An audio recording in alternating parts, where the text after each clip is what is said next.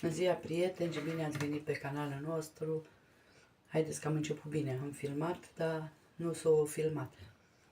Vreau să fac niște plăcinte la tigaie coapte fără ulei. Așa, numai în tigaie. Ați mai văzut la mine. Eu fac mâncare de fasole uscată sau iahnie de fasole uscată.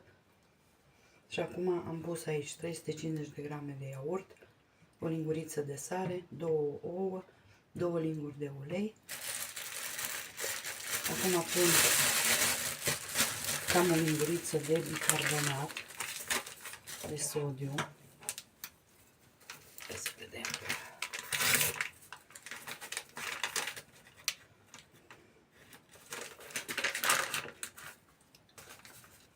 Am așa.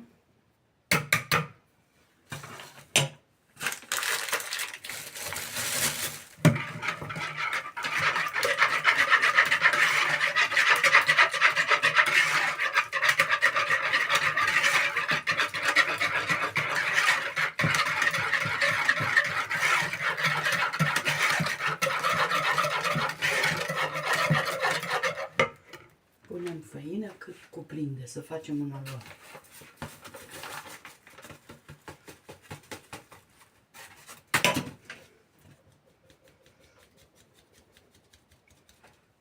Asta am cernut-o că mai mult că folosesc, mai iau și folosesc la sosuri și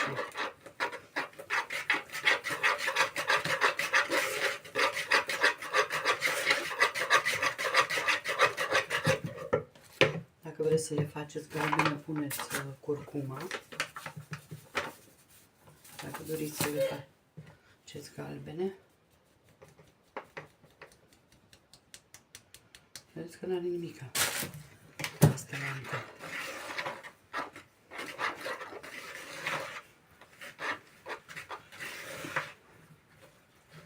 Trebuie cam 500 de grame de făină, vă trebuie. Scotelul acum că nu mai pot să...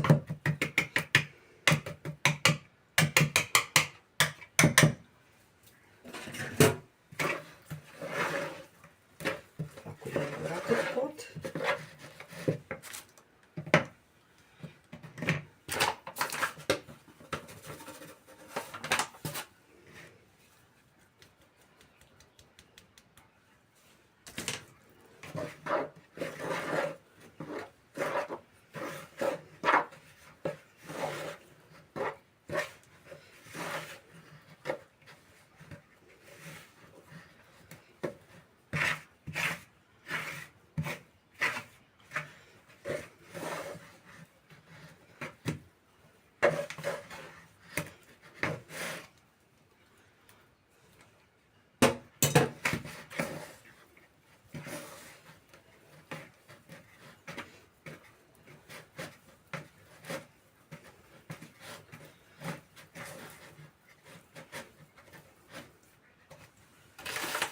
Punem făină ca să avem un aluat nelipicios.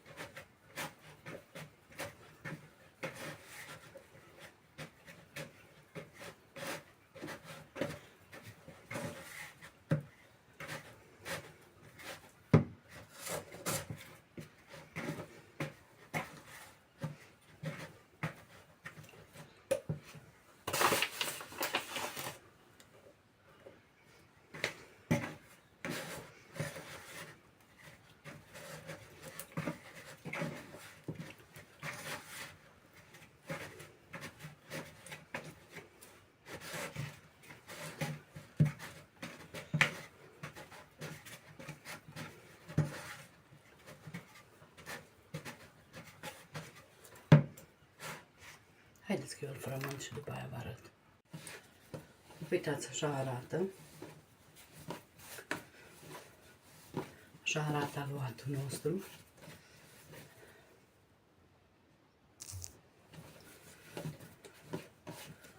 Așa. Acum noi îl împărțim și îl lăsăm la odihnit. Deci nu trebuie să dospească. decât să se odihnească.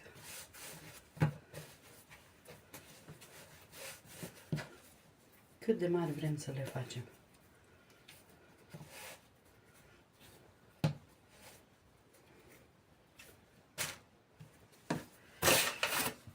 Vă folosiți de făină. Normal cam 10 cred că ar trebui să iasă.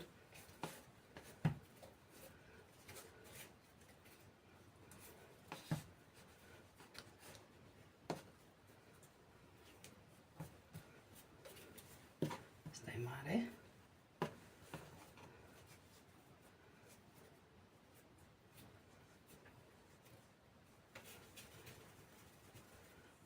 Le facem biluțe.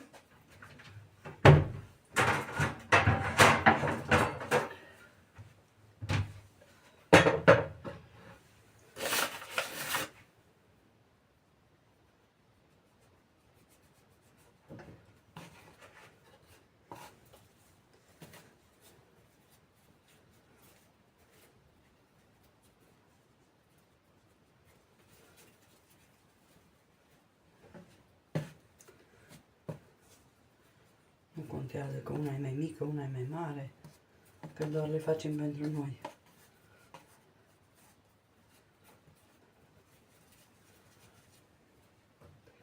Acum eu le fac goale, dar dumneavoastră puteți să le umpleți cu brânză dacă doriți. Eu o să le fac goale.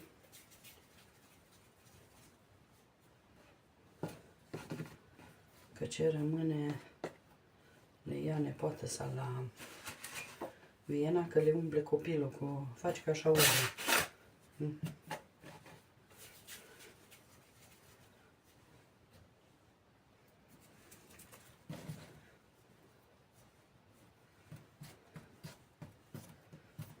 Lăsați cam egale.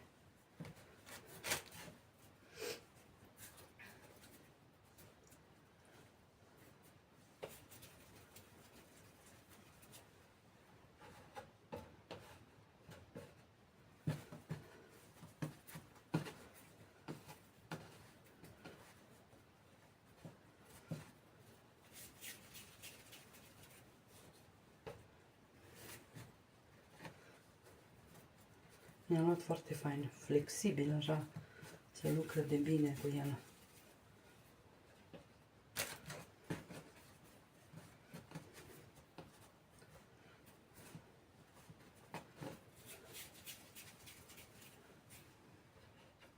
Așa, și ultima, și nu cea din urmă, cum e vorba. Ok, eu le dau cu puțină făină pe ele deasupra și gata. Le acopăr și le las acoperit. Și revin. Haideți, prieteni, după cum v-am promis că facem fasole, pe lângă fasole noi mâncăm găluște de pâine. Îi pun acum puțin lapte, l-am încălzit, nu mult. Între timp o să-mi tai o ceapă. Adică prima dată să o curăț.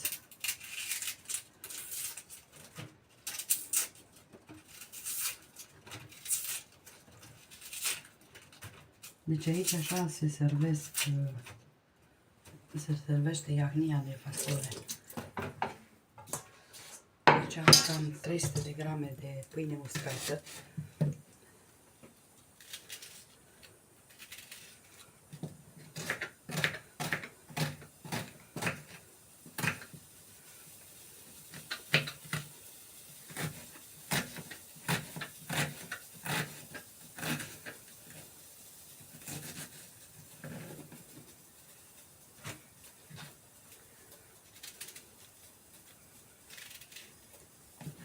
Ceapă medie, nu mare.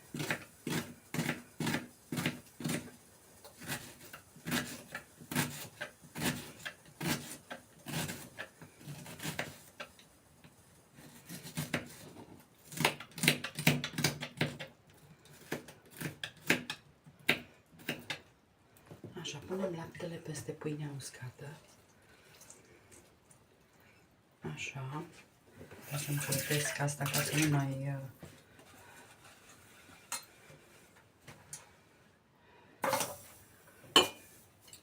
Punem ulei. Am aici bucăți așa de ciunculiță. Punem și din astea, că restul punem în casole.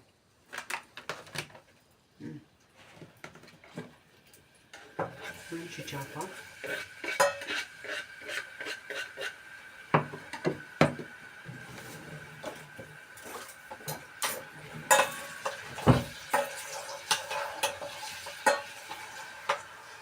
O călim, sare foarte puțină, că baconul e cam sărat.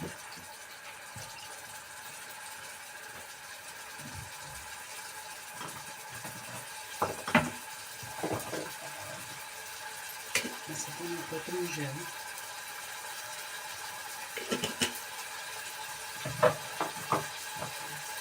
Piper puțin.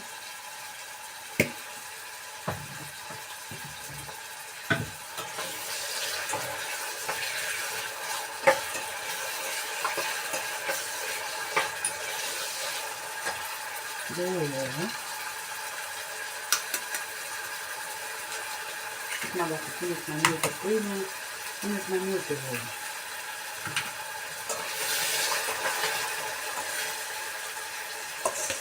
Amestecăm bine.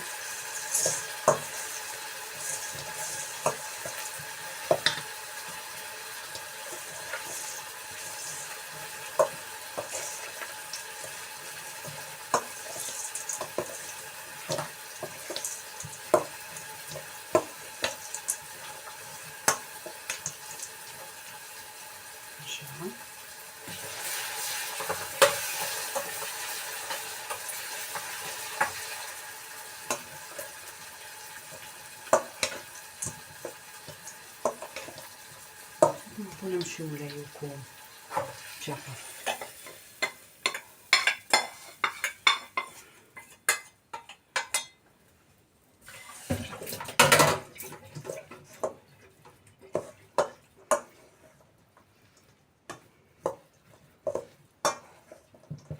Așa, acum eu o să fac cu mâna, că... și punem și o lingură de făină. Și facem cu mâna, gustăm dacă e sărat destul.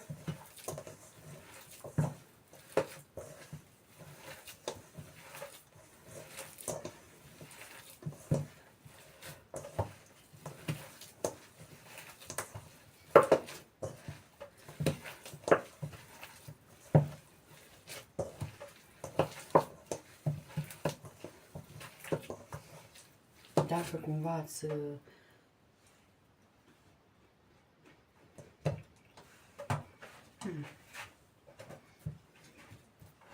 pun eu puțină vegeta. Foarte puțină. Dacă cumva ați scăpat prea mult lapte sau așa, nu puneți făină, puneți pesmet.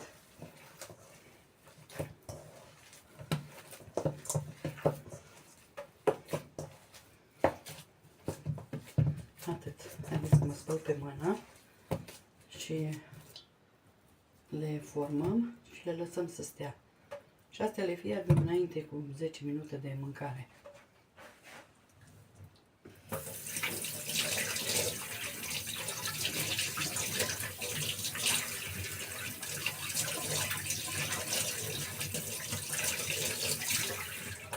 V-am zis că nu pun multă sare, că e și mai iasă și la fiert și din bacon.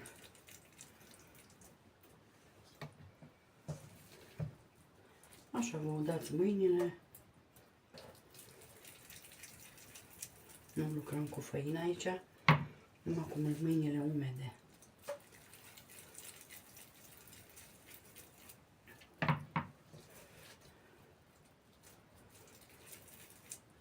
Mărimea faceți care doriți. Eu le fac așa, nici mari, nici mici.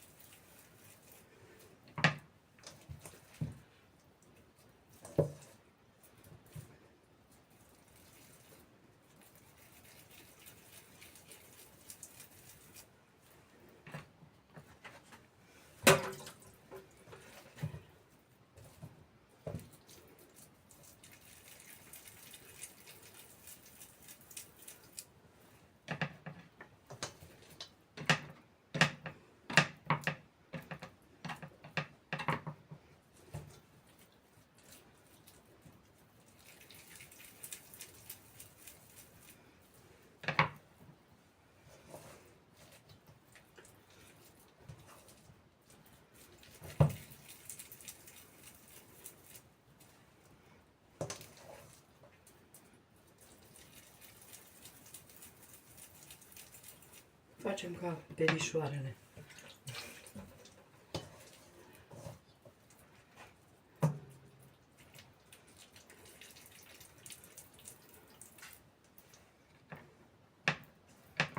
Dar cred că e prea mică. Na, 10-11 bucăți. Dacă le făceam mai mari, ieșau 10 bucăți, un pic mai mari.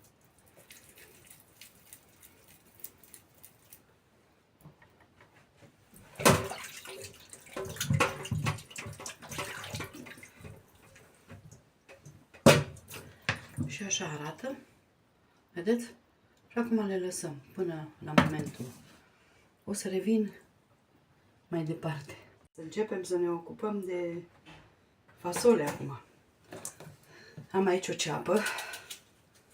O tai mărunt. Morcov. Am țelină, o bucățică de păstărnac. Ce am avut pe aici? O bucățică de ardei. Să vedeți ce bun facem.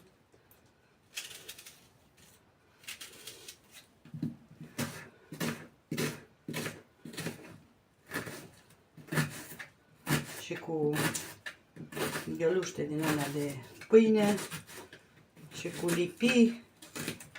Și o să fac o salată de ceapă roșie. Așa, deci punem ceapa. Am și usturoi aici.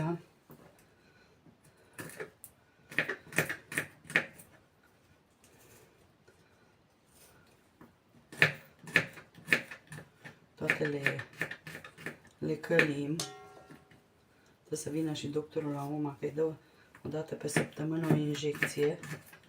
Așa că o să-l împut eu și cu usturoi un pic și așa tot timpul întreabă ce gătesc. Face bun.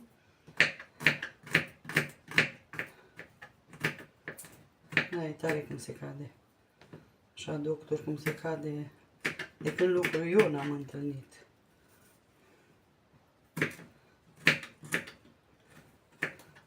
Alții erau cu nasul pe sus, dar el e tare cum se cade.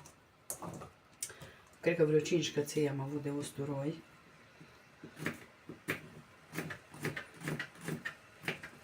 Punem și usturoiul aici.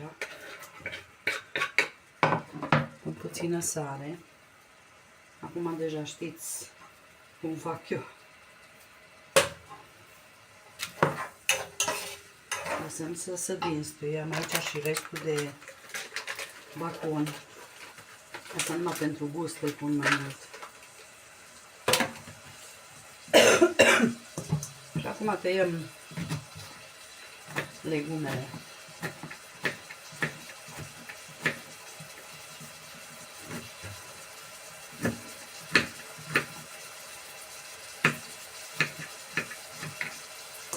Chiar nu mai știam ce să fac mâncare și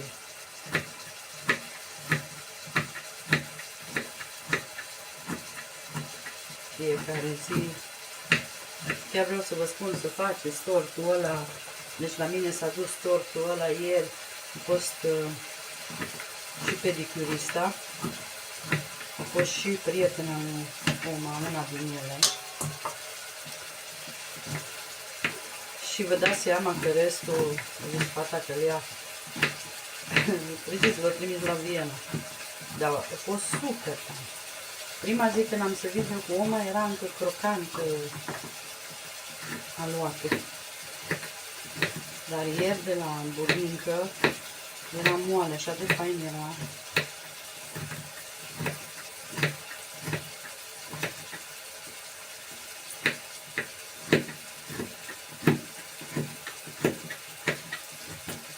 Stai să scot. Așa.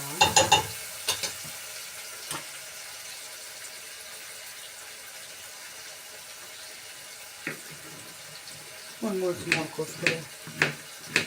Astea trebuie să se fiarbă, că fasolea am în cutie și aia e gata fiartă.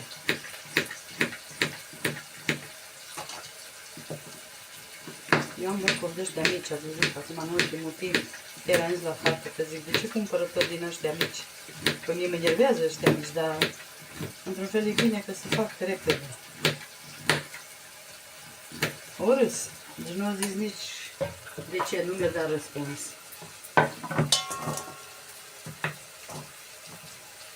Îmi place să tai, să curăț un morcov, 2 și gata, nu 10.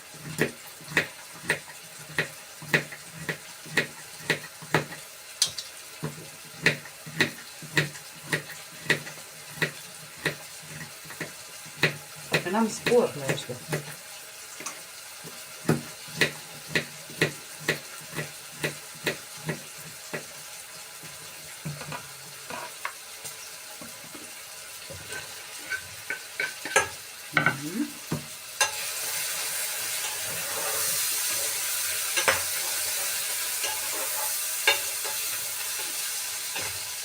Ardeiul ăsta amărât pe aici,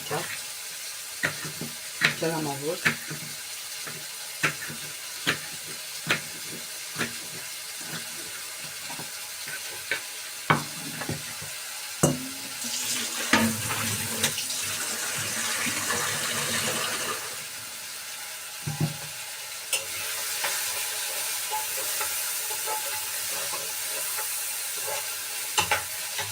O punem așa la conservă.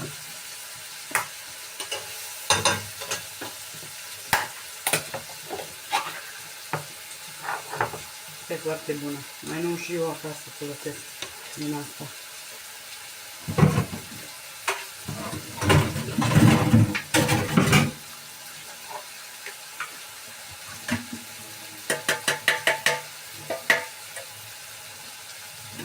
O spălați dacă doriți, dar eu nu spăl pentru că nu trebuie. Că nu e din aia acră. Așa. Pa. Aici o să punem o lingură de făină. Așa numai, ca un fel de rântaș. Să-l fac.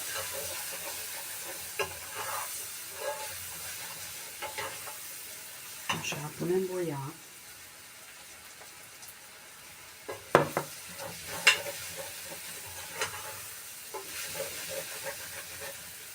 Apă, nu lăsăm să se amărească boiama.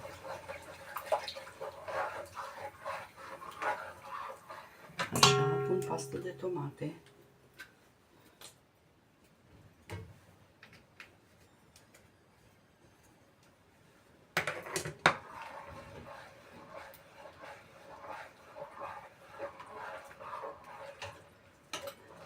Și lăsăm să moaie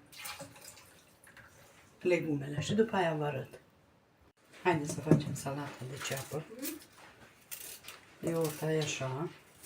Acum dumneavoastră tăiați cum doriți.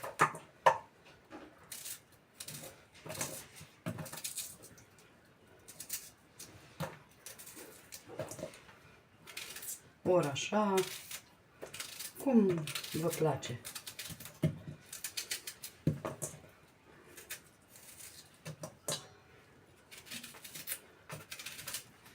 Așa vine frecată în mână.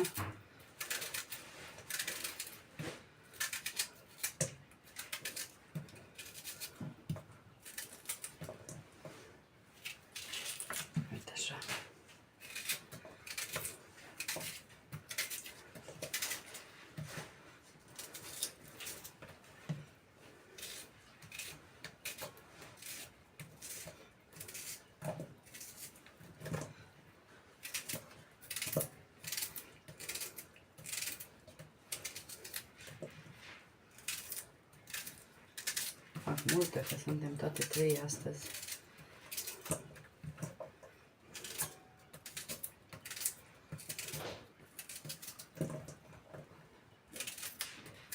Și la toate ne place.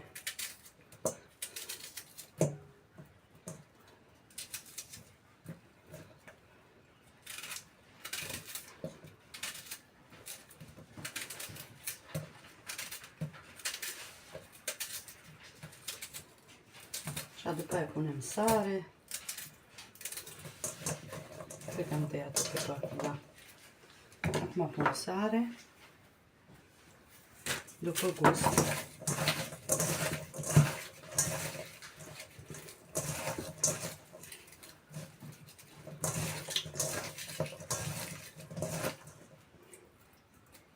Vedeți că o frecăm așa în mână.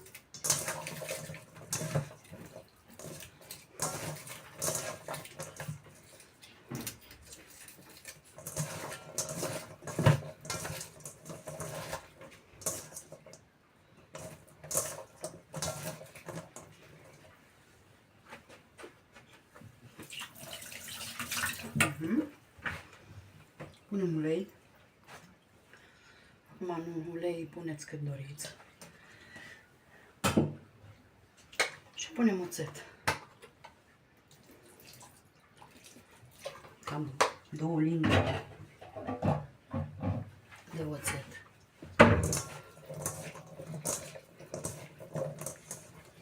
Și gata salata noastră, care e pe...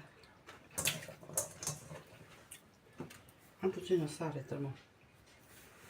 Nu prea mă împac cu sarea asta lor. Ok. Și gata. O să revin eu cu restul.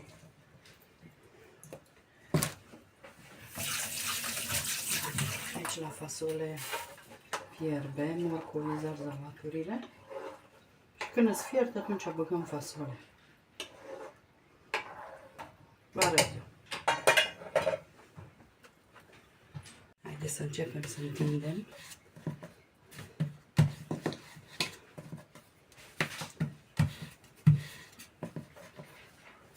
Eu v-am zis că le fac goale, nu le fac umplute cu nimic.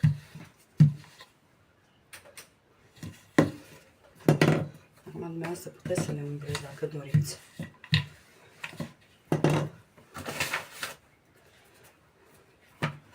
Am pus tigaie, am pus puțin ulei.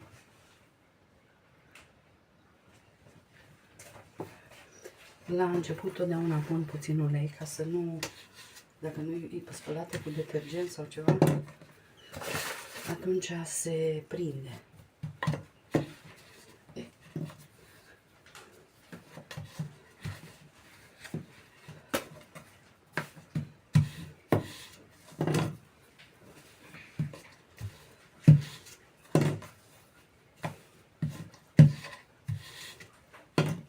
Îmi place să le întind așa și atunci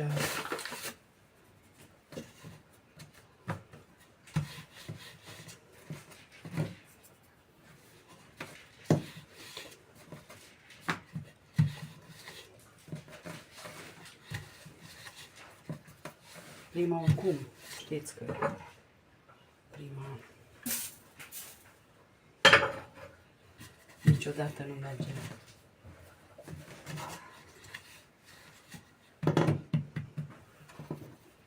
Haideți că eu pun și vă arăt între timp.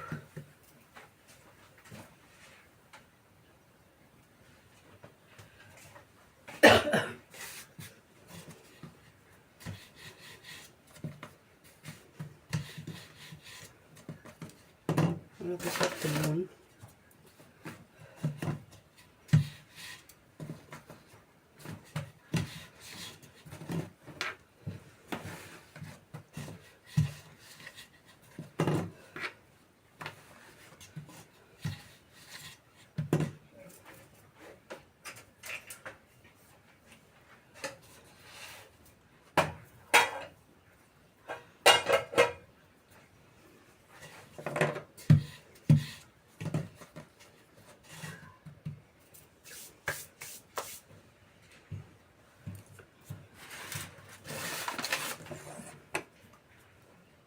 că să circulă. Așteaptă pe doctor.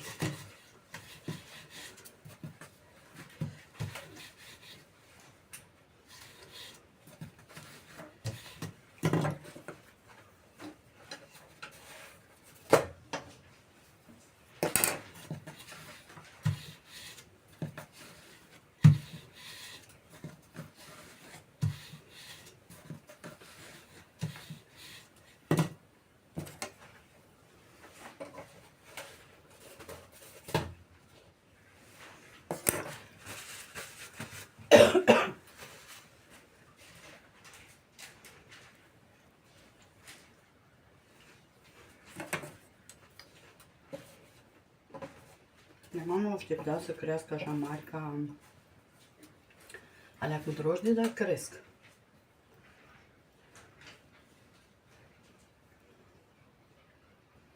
Cât de cât cresc.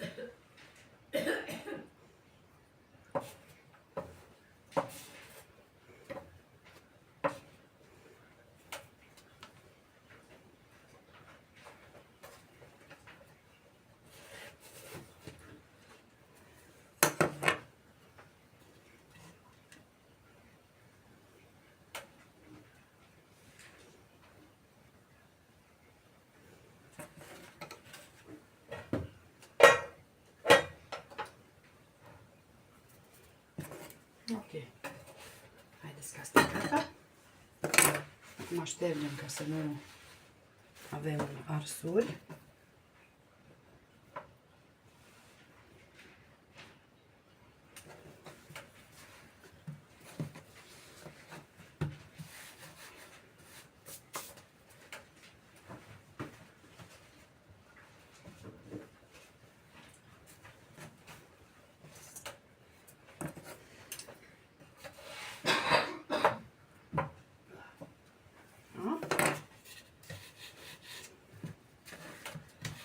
Eu o să le fac pe toate și după aia vă arăt cum au ieșit. Dacă vă place rețeta, să încercați.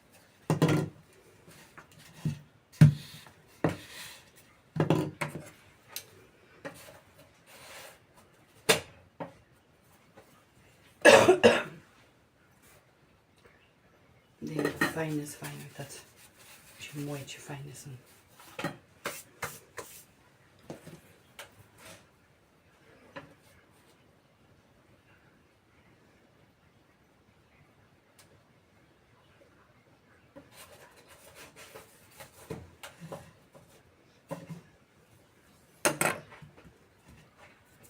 Haideți că revin.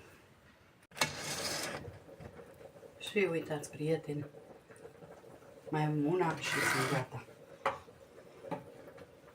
Au ieșit super faine. Uitați ce faine sunt. V-am zis, puteți să le umpleți cu unt, cu brânză, cu cașcaval, cu ce vreți, să le ungeți cu unt, cum doriți. Dar noi le folosim în loc de pâine. Și de aia nu le ung cu nimic. Ele sunt destul suficiente de moi.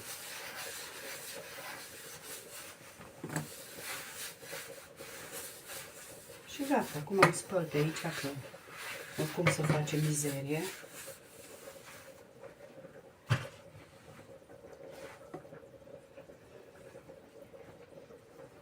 Asta imediat o să pun eu fasolea, că se fierte.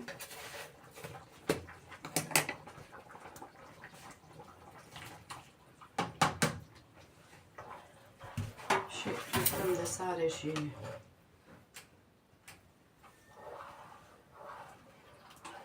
uitați ce faină iasă.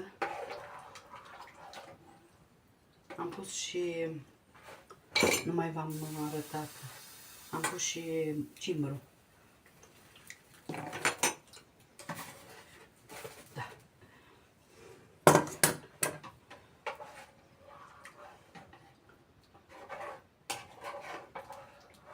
Delicioasă. Lăsăm să fiarbă, să pupe gusturile. Sare nu mai trebuie că am gustat. Și gata, o să revin eu cu farfuria. Când fierb și găluștele. Gluștele le fierbeți în apă, dacă n-ați văzut mai la mine înainte, le fierbeți în apă cu sare puțin și până să ridică deasupra. Uitați ce faine sunt. Vedeți? Mai am pus acolo apa pentru... Eu le pun așa tot timpul acoperite, le țin, ca să nu se uște. Ok. Revin. Și uitați, prieteni, așa arată meniul nostru de astăzi. Iahnia de fasole care a ieșit super delicioasă și cremoasă, cu găluștele din pâine. Uitați ce faine sunt. Au ieșit super, super faine și delicioase. Și cu salata de ceapă roșie și bineînțeles că lipiile. Avem un meniu super delicios. Vă mulțumim și sper să încercați și această rețetă. O zi minunată! Bye, bye!